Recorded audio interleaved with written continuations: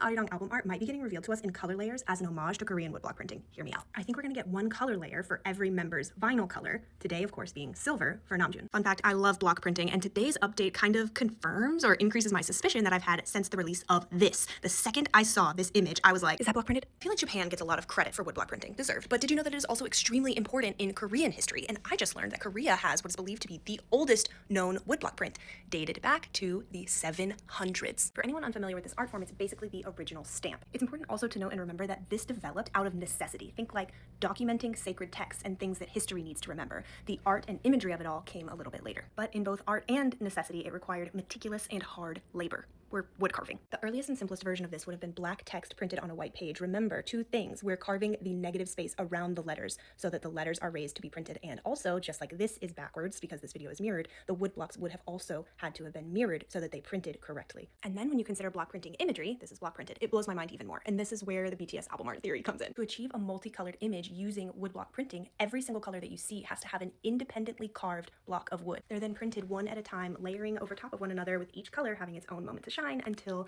the detail layer, usually black, comes in last. Looking closely at this piece, you can see the tiny incremental margin of difference between the different color blocks as they printed. In all woodblock printing, every unique color has a deeply important role to play in creating the final piece. And unlike paint, those colors never blend to create something new. Instead, they each can stand on their own as individual works of art, but together, they make a true masterpiece. Does that remind you of anything?